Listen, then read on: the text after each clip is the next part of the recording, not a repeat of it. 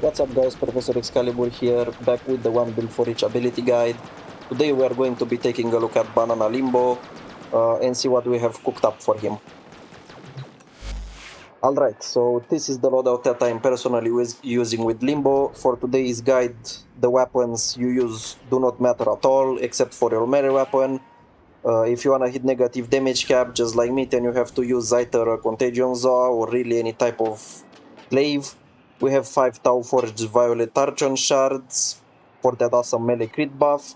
We are rocking the Axe 52, Sancti Castanas, and our companion is a Lambeo Moa, as you can see. Now again, I choose this companion just because it really fits Limbo's looks, but you can change it out for any other companion, because as I said earlier, it doesn't matter what you use with Limbo, like, at all. The focus school of choice for our Limbo is Naramon. This is going to let us keep our 12x combo multiplier up much more easily. Alright, so let's get into the first build, and the first build is for his third ability, for Rift Surge. This is the ability that will allow us to hit damage cap really easily with either a Contagion Zaw or a Glaive. We have Holster Amp and Arcane Arachne for that multiplicative damage on our melee. This also applies to the Glaives. We are running Overextended, Cunning Drift and Stretch for as much range as possible for our Rift Torrent augment. Now, Rift Torrent will give us extra damage for each enemy affected by Rift Surge while we are in the Rift, so this doesn't work outside the Rift, you must be inside the Rift. We are also rocking Blind Rage and the Umbral mod set for as much strength as possible, again for the Rift Torrent augment. Prime Flow for the Archon shards, and Molt augmented for even more strength. Now let me show you my melee build. Again, this is not the best Zaw you can build in the game. That one I've already shown it before in my Excalibur video. This is a Rapier Zaw. I think it fits Limbo's team much better. Again, that's why I'm using it. It's not the best, but it does the job just fine. We have Organ Shatter, Galvanized Steel, and a Riven for as much critical chance and critical damage as possible. Prime Pressure Point for a little bit of damage. We have our faction mode, of course. We are rocking gas and electric on this specific Zaw.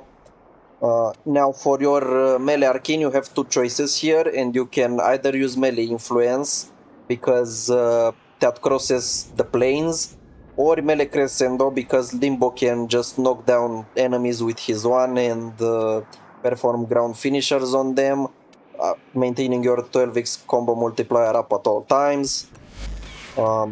Now before moving on to the next build, let me show you my weapons build, my other weapons build. So for the Axe 52, again we have as much crit as possible and damage. We are going to be aiming a lot with this weapon. We are going to go for headshots, that's why we have primary equity here. Same for galvanized scope. We are of course using primary deadhead. We have a faction mode here, and now there is a missing mode here. That's because when biotic rounds is available again, I plan on putting that here. But if you don't want to wait for that, you can throw in an elemental damage mode here of any type really. Also, as you may have noticed, we do not have any base damage, well, besides the Riven on Limbo, and that's because the buff you get from the Rift Torrent augment actually gives you base damage, so it's additive to other base damage mods like Serration. That's why we do not have, well, Serration placed here. So yeah, one thing you're going to be seeing is that we do not have any base damage mods, even on our Sancti Castanas. So you may be asking, why am I using the Sancti Castanas, such a trash weapon, right? Well, as you saw in my latest video, not really. So let me explain what's going on here. Why do I have secondary deadhead? Well, basically, for this weapon to deal really high amounts of damage, you wanna go for headshots. And you might be like, wait, headshots with the Sanctity Kastanas, how the fuck does that work? Well, basically, we have, besides electricity, which electricity can headshot, the arc coils from the electricity effect can headshot. Same with the blast, that's why we have blast here. Blast procs can also headshot. Okay, so as I said, we are going to go for headshots on this weapon. That's why we have pistol acuity here. That's why secondary deadhead is here. That's why we have blast on. We have primed fulmination for as much range as possible to nuke everything. Of course, we have critical chance and critical damage. We want big crits. We have a faction mode. By the way, if you are going against the Grenier, I suggest you change this to the prime, the expel Grenier one. And of course, I also have a Riven for this. It's not really mandatory, but you know, it makes the weapon just that much better. But you can definitely replace this with some other mod and the build will work just as fine. And by the way, you don't really need Limbo for this weapon to perform well. You can use this setup on any other frame and it will do similar amounts of damage. So yeah, now let me show you the build on my Moa. Pretty standard stuff. We are using Whiplash Mine, which, by the way, this is nice most of the time, but if you freeze enemies, if you put them in stasis, this won't really work. As far as I can tell, same thing with Blast Shields. For some reason, the Moa will not jump at the enemies. We have Seismic Bond, of course. This just gives us more ability efficiency. This works with your third ability, so it's pretty nice. Mystic Bond for even more free ability casting. Tenacious Bond, of course, this gives us more critical damage on all of our weapons. Vacuum, primed Animal Instinct just to see the enemies easier. We have Linked Vitality because we need a little bit of survivability on our Moabs. That's why Blast Shield is here too. Manifold Bond here just to reduce the cooldown on some of our other abilities. And Coolant Leak just for a little bit of priming. Now I'm using the Dead Machine Rifle on my Moa, and like I said earlier, again, your companion is not really going to be doing all that much, but still. I have a Riven, of course I need to hit that 50% critical chance for the Bond mode to trigger. That's why critical delay is here too. We have status duration, we have a bit of critical damage with status chance, and basically as much status as possible to prime the enemies. Although, like I said again, this won't really be doing much. The companion is here more so for the aesthetics than anything else. Alright, so now let me show you this build in action. Okay, so now that I've got the maximum combo multiplier on my melee weapon, let me show you how everything works. We are going to trigger Arcane Arachne. We are going to banish, cast Rift Surge. Now we are going to hold our one. Hold on, let me go into the Rift. As you can see, we have just 700 Rift Torrent buff. Okay, hold one. That dispelled the banish, and because we had the 3 on, that performed the radial banish, which drew more enemies into the Rift. Now we cast our 3 again, and as you can see, we have a much higher Rift Surge buff. Okay, so hold on, let me cast my 3 again. Okay, so this is how much damage it does.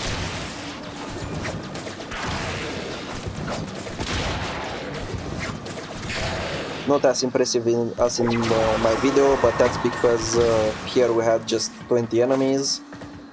Now let me do that again, just for more clarity. Banish.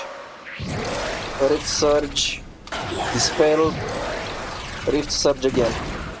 Okay, and as you can see we are hitting pretty hard, even with just 20 enemies.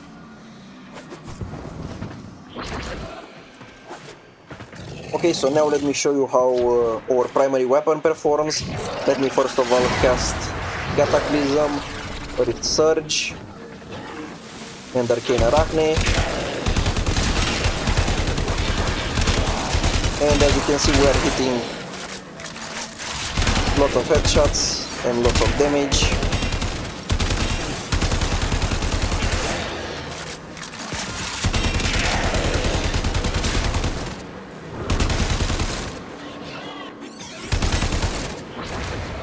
Okay, so now let me show you the Sancti Castanas.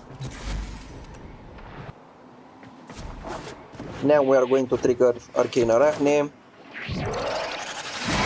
Cataclysm, Rift Surge, also put them into stasis, and let's see just how much damage the Castanas can do.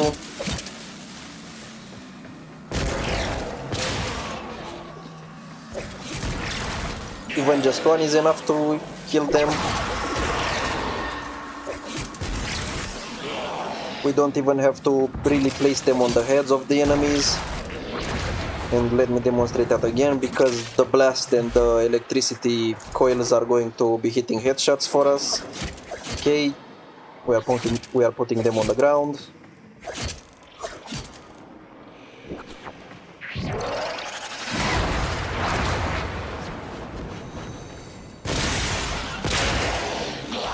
As you can see, all of them still die. And that wasn't even in the rift.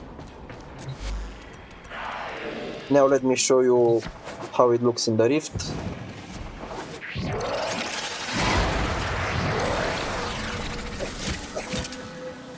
Just randomly placing them.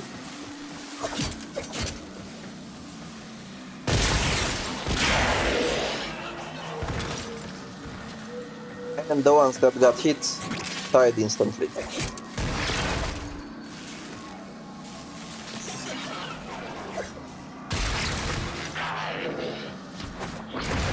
Okay, so before moving on to the next build, I wanna also show you my my Falcor build.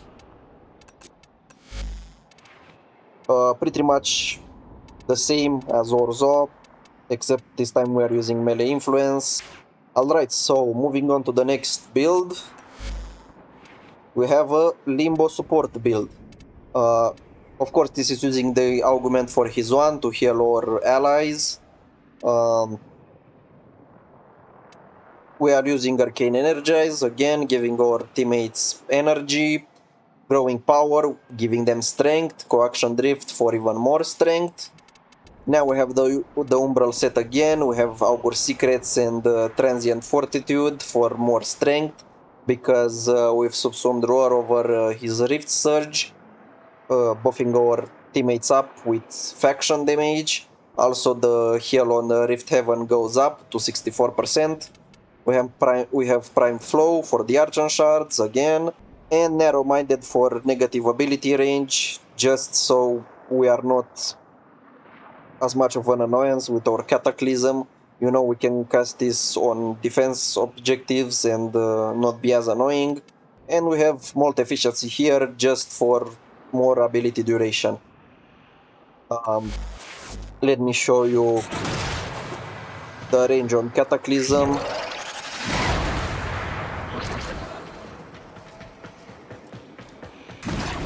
This is enough to cover most defense objectives. With this build you'll be buffing your teammates by a lot, healing them, giving them energy, and you are also not going to be as much of an annoyance as Limbo can be, personally. And also going off on a rant here, personally I don't really find Limbo annoying. I think that Limbo is annoying for people who don't know his abilities, who don't know what he does exactly, because let's be honest here, most abilities in the game just go straight up through the rift. Think Exalted Blade, think Radial Blind, think Slash Dash. The Rift also gives you basically invincibility, which is crazy that people hate that. As an Excalibur main, I beg Limbo players to literally cast their Banish on me just to make me invincible and ran at people with Exalted Blade active. So yeah, to me it's a little bit weird that people hate Limbo that much. I think the hate is really forced. Limbo is an awesome character, an awesome Warframe. It's just that people really don't know how to play around him, man. Okay, so our next build is actually a stasis build. And you may be asking yourself, a stasis build? What the fuck? How are you going to build for an ability that literally just crowd controls people? And that's all that it does. It doesn't even deal damage. Uh, and you're right, it literally just crowd controls people, but there is one additional thing that it does. Let me show you the build first of all. Um, and as you may have deduced from the title, this is a farmer limbo build. Um, you can use Limbo for farming, and he is actually one of the best Warframes in the game that you can have in your farming squad. Pair this up with a Necros, Hydroid, Korra, uh, and you are going to be getting double the loot, triple the loot. I don't even know at this point. And that's because Stasis literally doubles the enemy spawn rate. So what do I mean by that? Um, So I can't really show you this in the simulacrum, so you'll have to bear with me for a little bit until I go into a mission and show you what I mean by this. But this, if you capture an enemy in stasis, then an additional enemy will be spawning for that, for the one that you have captured. So if you captured, say, 20 enemies in stasis, 20 additional enemies will spawn. So yeah, you are literally losing out by not having a Limbo in your team. So what's the playstyle around this? Well, basically we are going to be casting Cataclysm. Um, then we are going to cast Petrify. Um, as you can see, we've subsumed Petrify over Banish. And then we put the enemies in stasis. So, okay, now let me explain how the build works. We are going for as much strength as possible, and actually with this build we are going to be hitting 400 strength. That's how much strength we need for 100% additional drop chance from the gaze augment that we have here. Of course, we still have Prime Flow here, not just for the arch and shards, but also for upkeeping our energy. As you can imagine, we are going to be casting a shit ton of abilities. That's why we have Streamline here for efficiency. Again, we have Cunning, Drift, and Stretch for more range. Blunt range for strength. Again, Molt Vigor and Molt Augmented are here for the strength. And for this specific build, you need to switch to Madurai and trigger the, where is it? The Sling Strength buff. Now if you have the, what's it called? Now if you have the Tauron Strike unlocked for this school, I believe you can get an additional 50 or 40% strength. I'm not really sure, but anyways, this is enough, even without the Tauron Strike, to get us to 400% strength for the Wargaze augment to give us 100% more drop chance. Now for the companion, I would suggest you switch to Cesacu Brau. You know, just for the retrieve mod. This is like a mini Necros. The only really important mod here is retrieve. That's why I suggest you use Chesa. We have a little bit of survivability here. Animal instinct to see the enemies easier. Of course, all pretty usual stuff.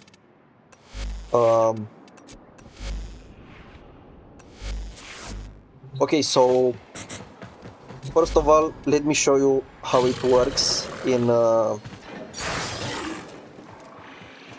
simulacrum, because there is a weird interaction here that I have to explain. So first of all, cast your Cataclysm, then you cast your Petrify, then Stasis, and now the weird interaction that I was talking about.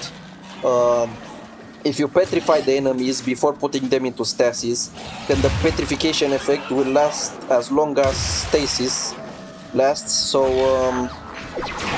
yeah, as you saw there, my stasis ended and the enemy instantly, and the petrification instantly went away. Let me do it once more.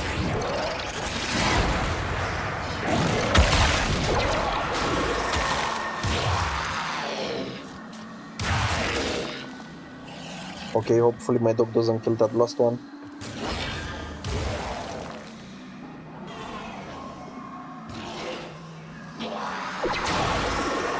See, as soon as my stasis ended, the petrification also went away.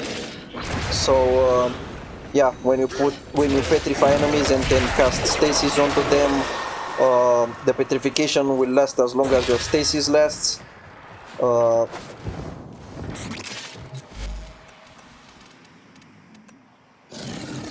Thing is, this doesn't apply outside of stasis, but it doesn't really matter as you are going to be casting the abilities in that order anyway, because you want to duplicate the enemy spawn rate again.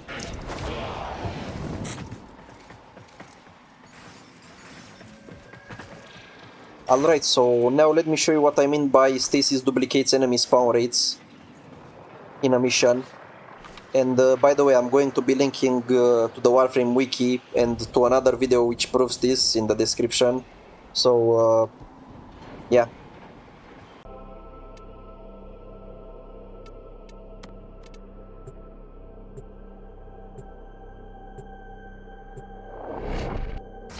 The art of combat must be practiced to truly master the canvas of war. Life support has been cut off. They're trying to choke you out. Hold on. I'm sending auxiliary life support.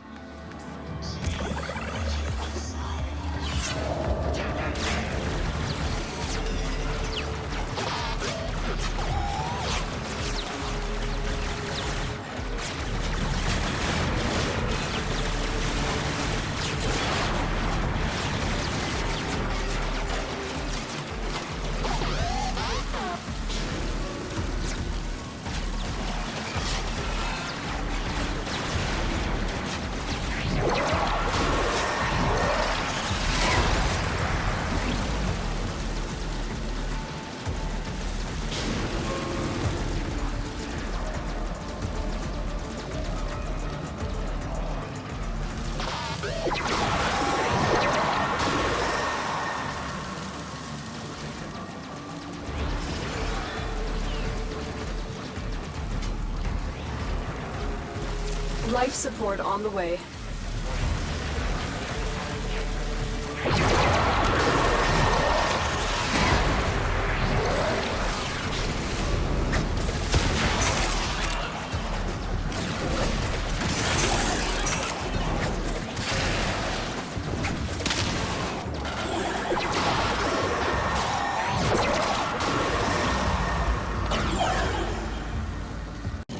Okay, so now for the final build, for the Cataclysm build, we don't really have anything that impressive. D took the ability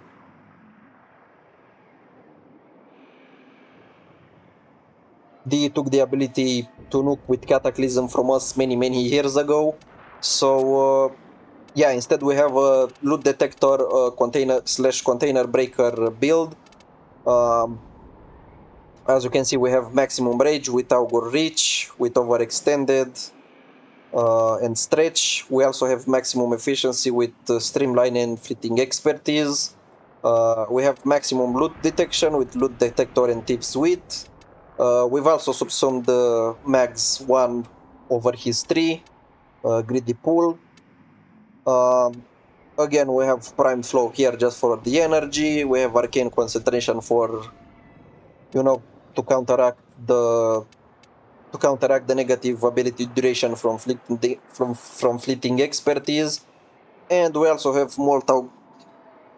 we have arcane concentration here just to counteract the negative effects of fleeting expertise. And we also have multi-augmented to counteract the negative strength from overextended. So pretty much this is a 280% range, 170 5% efficiency, 100 strength build, and 110 duration build. So you are not really losing anything with this build. These values are going to still be staying at 100. Greedy pool will pull the loot towards you, and yeah, basically that's it. Now some additional builds which are basically the same as the Rift build, except here we are using a subsumed ability.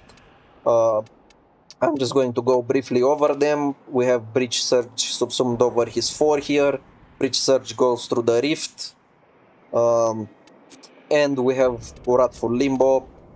Wrathful Advance subsumed over his 4 again. This is going to give you much bigger crits on your melee weapon. And that's pretty much the Limbo guide. So this was the Limbo 1 build for each ability guide video. Thank you guys for watching, and I'll see you next time.